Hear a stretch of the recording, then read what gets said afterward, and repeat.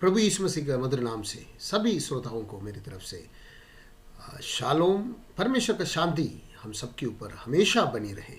आज हम तीसरा अध्याय और उसकी 13वीं आयत हम देखने के लिए जा रहे हैं। तीसरे अध्याय 13वीं आयत हम देखेंगे। पहले कल हम तीसरा अध्याय 12 आयत देखा था और हम बहुत सारी बातों को उसके अंदर देखा ताकि प्रभु हमें हम प्रभु की इच्छा के अनुसार चले, प्रभु की रास्ता में चले और प्रभु के वर्थ प्रभु के लिए कामदार बने और अच्छा कर्म करे। इसके बारे में हमने कल देखा था। आज हम 13वीं आयत पढ़ेंगे। रोमियो के खत तीसरा अध्याय और उसकी 13वीं आयत पढ़िए। उनका गला खुली हुई कब्र है, उन्होंने अपने जीभों से छल किया है, उनके होठों में सांपों का विष है। देखो, अब ऐसे चलने वाले जो परमेश्वर से दूर रास्ता भटका हुआ रास्ते पर चलने वाले और इनको भटके हुए रास्ते पर चलने के पीछे कारण भी है। वो परमेश्वर को ढूंढते नहीं है, इसलिए भटक रहे हैं। देखो, जो लोग परमेश्वर को ढूंढते हैं वो नहीं भटका हुआ है, वो उसी रास्ते पर है जो परमेश्वर को ढूंढने वाले रास्ते पर है। अभी यहाँ पर ये लोग देखना है, ये परमेश्वर को ढूंढते नहीं, परमेश्वर के बारे में सोचते नहीं और उनके वो सच्चाई में नहीं चलते हैं और इसलिए वो भटक गया और निकम्मा बन गया। और हमने देखा कोई भलाई करने वाला नहीं है, एक भी नहीं है। और ऐसे वालों का मुंह कैसे रहते हैं? खुली हुई कब्र की तरह रहते हैं। खुली हुई कब्र में क्या होते हैं? गंदगी आते हैं। तो उनकी मुंह गंदे बातों के लिए और मरे हुए बातों के लिए। खुली हुई खबर करके बोले तो खुली हुई खबर के बीच में क्या होगा? काफी साल पहले मरे हुए कोई होगा। तो पुरानी बातों को लेकर पुरानी बातें उनके अंदर रहते हैं। ये जो खुली हुई खबर, वो शब्द ही उसी के लिए यूज किया, गंदा है करके दिखाने के लिए एक वो शब्द है। और पुरानी बातों को लेके आ रहे हैं जो मतलब दबाया हुआ है, एक बार खत्म हुआ बातों को फिर भी नहीं छोड़ते हैं, उन बातों को लेके आ रहे हैं। वो ऐसे वाला एक अवस्था को दिखा रहे हैं। उनकी मुंह यानी कोई बात उनके लिए नहीं है, सारी बातें पुरानी बातें हैं, नई बातें कुछ नहीं है। पुरानी बातें और बदबूदार बातें, और वो किसी को मनपसंद की बात है ही नहीं। किसी को प्रोत्साहन देने वाला, किसी को मदद करने वाला वो बात नहीं है। पुरानी बातें लेकर आने। खुली हुई कब्र है और उनके जीभ में छल की बातें हैं। छल की बातें क्या है? ये छल की बातें चालाकी करने वाले। और यहाँ पर लिखा है वो धोखा देने वाला, धोखा की शब्द यूज किया हुआ है। तो उनकी जीभ हमेशा धोखा देते हैं। खुली हुई कब्र, अगली बार फिर हम उसके बारे में ये वजन के साथ देखे हुए तो किसी को दफनाने के लिए खुल गया है। तो छल कर किसी को उसके बीच में फंसाना है, इसके बीच में ढालना है। तो इस तरह से इंतजार करने वाला, उनकी मुंह हर समय किसी को फंसाने के पीछे हैं, छल की बातें करते हैं, धोखा देने वाला जीभ मुंह रहते हैं। अगली बात ये बोलते हैं कि उनके जीभ कैसे हैं, उनकी होठ कैसे हैं? होठों में सांप की विष है, सर्प की विष। यानी वो किसी को क्या बोलते हैं, क्या बोलना है तो जहरी उगल सकते हैं। मतलब उनका किसी भी तरह से वो कभी भी सही रास्ता पर नहीं है। किसी को किसी भी तरह से कहीं भी एक मदद भी उनसे सोचना भी नहीं है। और मदद बोलना बोलेगा भी नहीं और उनसे चाहत भी नहीं करना कि उनसे कुछ मदद मिलेगा। तो ये है वहां से मतलब उसकी उनकी अवस्था है 13वीं आयत में बता रहे। आगे आगे उधर नहीं खत्म हो रहे, 14 आयत में भी आगे बता रहे हैं। पढ़िए 14 आयत। उनका मुंह शाप और कड़वाहट से भरा है। हाँ देखो उनकी मुंह कैसे है, शाप और कड़वाहट से भरे हुए हैं उनके मुंह।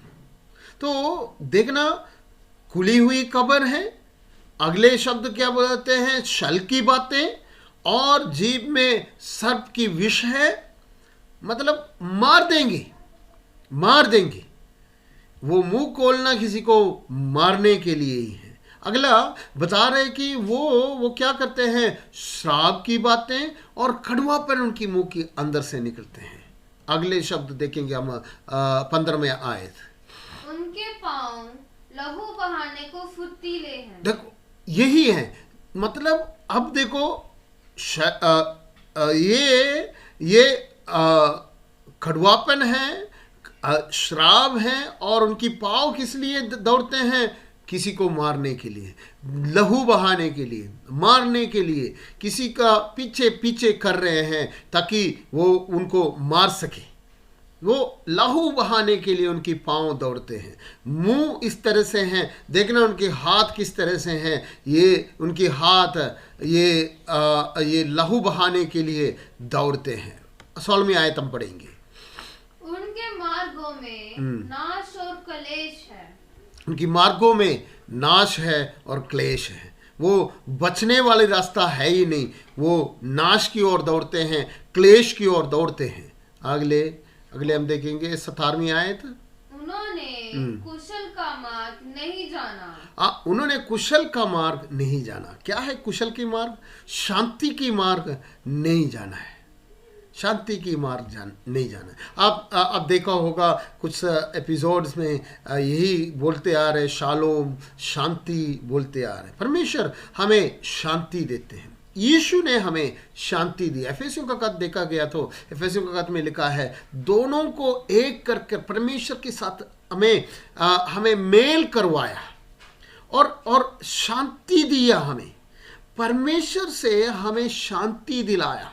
परमेश्वर के साथ हमारा बहुत बैर था। कुलोसियों का खत में हम पढ़ते हैं पहले अध्याय में और उसकी 21वें आयत में पढ़ते समय हमें ये पता चलते हैं कि हम दूर था, मन से बैरी था, परमेश्वर से बैरी था, और हमें पता नहीं था हम परमेश्वर से बैरी हैं और हम क्या कर रहे करके हमें वाकई पता नहीं था। परंतु परमेश्वर ने यीशु की जरिया हमें फिर से मिलाया, शांति बनाया। परमेश्वर ने रास्ता बनाया था कि हम शांति में रहे, शांत रहे, परमेश्वर के साथ शांति की एक रिश्ता में आ जाए, शांति की रिश्ता में आ जाए। तो यहाँ पर बता रहे वो शांति का मार्ग को नहीं जानते हैं। एक पहले हमने देखा 12वीं आयत में लिखा वो क्या है, भटक गया है, परमेश्वर को नहीं ढूंढते हैं। 11 आयत में हमने देखा परमेश्वर को नहीं ढूंढते हैं। वो 12 में बता रहे वो निकम्मे हैं। और देखो यहां पर बता रहे वो शांति का नहीं जानते हैं। और अगले 18वीं आयत ये बताते हैं कि उनको क्या नहीं है, परमेश्वर का भय। पढ़िए। उनकी आंखों के सामने परमेश्वर का भय नहीं है। हाँ, उनकी आंखों के सामने परमेश्वर का भय नहीं है। परमेश्वर का भय उनकी आंखों के सामने नहीं है। तो वो निर्डर होकर जो भी कुछ करते हैं, निर्डर होकर करते हैं। बोलते हैं हमें कोई परमेश्वर नहीं है। पिछले दिन हम प्रार्थना के विषय जैसे व्हाट्सएप में आते थे, देख रहे थे, तो कई ऐसे बहुत सारे देश है जिसको कोई परमेश्वर चाहिए नहीं। नो रिलीजियन, नो रिलीजियन ऐसे लिखा हुआ है। परमेश्वर नहीं करके बोलने वाला है और कुछ नो रिलीजन नहीं, कुछ नहीं है। आजकल वो हम बहुत साल पहले हम देखा क्रिकेट हमारा रिलीजियन है, सचिन हमारा परमेश्वर है करके। देखो इस तरह से बोलने वाले लोग, फिर भी उसमें एक शब्द है परमेश्वर का, मगर यहाँ पर कोई रिलीजियन नहीं, पर कोई परमेश्वर ही नहीं करके बोलने वाले लोग ऐसे ऐसे लोगों को यहाँ पर देख, उनकी आंखों के सामने परमेश्वर के डर ही है ही नहीं। कुछ बातें हम करते समय हम डरते हैं, क्या ये परमेश्वर को भाते हैं, या परमेश्वर मेरे से इन बातें करने से क्या हमसे नाराज तो नहीं होंगे, हम गलत तो नहीं करेंगे, ये सोचकर हम चलते हैं। मगर यहाँ पर देखना है ये व्यक्ति इधर, ये लोग जो इस तरह से चलने वाला लोग जो हैं, उनके आंखों के सामने परमेश्वर का डर ही नहीं है। ये है इनके क्वालिटीज, जो इनकी नेगेटिव पॉइंट्स बता रहे हैं। अगले शब्द 19वां आयत में हम जाएंगे। हम जानते हैं कि व्यवस्था जो कुछ कहती है उन्हीं से कहती है जो व्यवस्था के अधीन है, इसलिए कि हर एक का मुंह बंद किया जाए और सारा संसार परमेश्वर के दंड के योग्य ठहरे। देखो, व्यवस्था के अधीन वाले लोगों के लिए कहते हैं, व्यवस्था जिसको मिले हैं उनके लिए व्यवस्था बात कर रहे हैं। मगर सारे संसार दंड की योग्य है करके बताने के लिए हमने पहले 18 से लेकर हमने ये बातों को देखा कि सारे संसार, अभी इस संसार में कोई भी ऐसे नहीं है जो परमेश्वर का दंड के, परमेश्वर को नहीं मानकर चले हैं, तो परमेश्वर को नहीं ढूंढकर चले हैं, तो परमेश्वर की बातों को दूर चला गया, तो परमेश्वर का भय उनकी आंखों में नहीं है, तो क्या होगा, उनको ऊपर दंड जरूर होगा। कोई भी व्यक्ति उससे दूर भाग नहीं सकते हैं। पढ़िए उसका लास्ट 20वां आयत हम देखेंगे।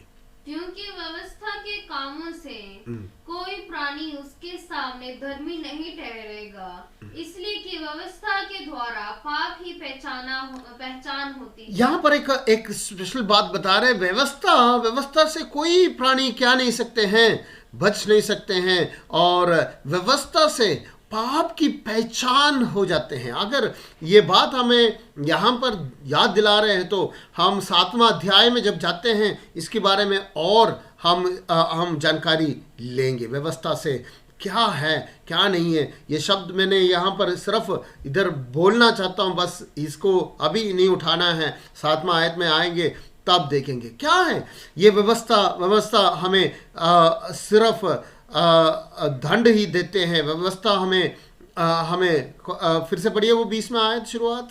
क्योंकि व्यवस्था के कामों से कोई प्राणी उसके सामने धर्मी नहीं ठहरेगा, उसके सामने, व्यवस्था के सामने कोई प्राणी धर्मी नहीं ठहरेगा। क्यों नहीं ठहरते हैं? गलातियों का खत पढ़ते समय गलातियों में लिखा है कि कोई जो व्यवस्था के पूरा करेंगे, पूरा नहीं कर पाते हैं, वो श्रापित है। तो व्यवस्था के सामने कोई डरनी नहीं है, कोई भी व्यवस्था को पूरी नहीं कर पा रहे। इसलिए हम रोमियो का खत पढ़ते समय 8वां अध्याय में आते हैं, वहां पर बताते हैं हाँ, जो शरीर की दुर्बलता की अवस्था के कारण जो शरीर व्यवस्था को पूरी नहीं कर पाते हैं, वो परमेश्वर ने किया है प्रभु यीशु के द्वारा। तो व्यवस्था पूरी करना करके बोले तो इस शरीर में व्यवस्था को पूरी नहीं कर पा रहे, तो व्यवस्था को पूरा प्रभु यीशु ने व्यवस्था को पूरी कर हमें दिया ताकि हम व्यवस्था को पूरी करने वाला बन जा सकते हैं। तो ये व्यवस्था गलातियों का बता रहे हैं कि व्यवस्था को जो लोग पूरे नहीं कर पाते हैं वो श्राप के अधीन है। और व्यवस्था क्या दिखाते हैं? व्यवस्था हमेशा पाप को याद दिलाते हैं, पाप को पहचान करवाते हैं, तूने जो किया है वो गलत है, तूने ये किया है गलत है। तो हमें चारों तरफ से व्यवस्था से देखा गया तो चारों तरफ से हमें घेर रखा है कि हम जो करते हैं, हम जो गलत किए तो व्यवस्था उस पर उंगली उठा रहे हैं। और अब देखना है ये सारी बातें 1:18 से लेकर 3:20 तक वहां पर क्या बता रहे हैं, हमें एक पापी इंसान बता रहे हैं। दुनिया में हर एक पापी है, हर व्यक्ति जितने भी इस दुनिया में हैं हर एक पापी है, चाहे वो व्यवस्था करने वाला हो। इसलिए यह आखिरी शब्द में बताते हैं व्यवस्था के सामने हर एक क्या करते हैं, दंड की योग्य है। व्यवस्था किसी को धर्मी नहीं ठहरा सकेंगे, व्यवस्था के सामने कोई भी धर्मी नहीं है। कोई भी धर्मी नहीं है व्यवस्था के सामने। तो व्यवस्था भी हर एक को अधर्मी ठहराते हैं। व्यवस्था मिली है, व्यवस्था पूरा करने का कोशिश कर रहे हैं, व्यवस्था कर रहे हैं, तब भी यीशु के पास एक धनी व्यक्ति आया और यीशु से पूछा, प्रभु यीशु से पूछा कि मैं अनंत काल के जीवन प्राप्त करने के लिए, स्वर्ग राज्य प्राप्त करने के लिए मैं क्या करूं? यीशु ने 2-3 हुक्में बता कर दिया। तुझे तो पता है ये सारे हुक्म मानना है। तो उन्होंने बोला कि मैं ये छोटे समय से करते आ रहा हूं, व्यवस्था को पूरी करने के लिए तैयार हैं, कर रहे हैं, मगर व्यवस्था के उसकी बातों को यीशु ने फिर बताया, तब वो चुप हो गया, वो चला गया। बोला मैं तुझमें एक और कमी देखता हूं, तू अपने धन को बेच डालकर वो कंगालों में बांटो ताकि तुम्हें क्या मिले, अनंत काल की जिंदगी मिल जाए, जो स्वर्गराज मिल जाए। वो धनी होने की वजह से वो दुखी होकर वहां से चला गया। तो व्यवस्था को पूरे करने के लिए बातों को देखा गया, तो फिर भी व्यवस्था से ही वो दंड पाया है, क्योंकि परमेश्वर से बढ़कर उसने वो धन को मान लिया है, तो वो चला गया है। देखो यहां पर हम देख सकते हैं व्यवस्था हमेशा हर एक को सामने उंगली उठाते हैं। मेरे प्रियो, हम कोई भी परमेश्वर के दंड से बचे हुए नहीं है, सारे परमेश्वर के दंड की अधीन है। परंतु प्रभु यीशु ने हमें 8वां अध्याय में बताते हैं, अब प्रभु यीशु में जो है उस पर दंड की आज्ञा नहीं है। शुक्र हो, हमें दंड की आज्ञा हमारे ऊपर नहीं है, क्योंकि प्रभु यीशु ने हमें बचाया है। हम प्रभु यीशु में हैं। धन्यवाद हो, प्रभु ने हमें संभाला है। हम प्रार्थना करेंगे इस पे चलते रहने के लिए, इन बातों को हमारी ज़िंदगी में ना आने के लिए। हमारा मुंह को संभाले, हमारे पाँव को संभाले और हमारे चाल चलन को संभाले और परमेश्वर की इच्छा के अनुसार चलने में प्रभु हमें मदद करे। प्रार्थना करेंगे। पवित्र खुदावंद, हम आपका धन्यवाद करते हैं। धन्यवाद हो प्रभु जी, आपकी महान कार्य के लिए हमारे ज़िंदगी में आपने किया है। धन्यवाद हो प्रभु जी, हम किसी भी तरह से इन बातों को नहीं कर पाता, परंतु परमेश्वर ने हमारे लिए कर लिया, इसलिए हम धन्यवाद करते प्रभु जी। प्रभु हमें जो कुछ हुक्म दिया है उस हुक्म के अनुसार चलने में प्रभु जी हमें मदद करे, सहायता करे, आशीष करे प्रभु जी। स्वर्गीय पिता हर एक को प्रभु जी मदद करे। धन्यवाद हो प्रभु जी इस संदेश के लिए जो आपने हमारी जिंदगी में दिया। प्रभु हम आपकी इच्छा के मुताबिक चलने में हम सबको सहायता करें। यीशु नासरी का नाम से प्रार्थना मानता हूँ, सुनो और ग्रहण कर स्वर्गीय पिता, आमीन आमीन। प्रभु हम सबको आशीष करे। प्रभु की शांति आप सबके साथ हमेशा बने रहे। धन्यवाद।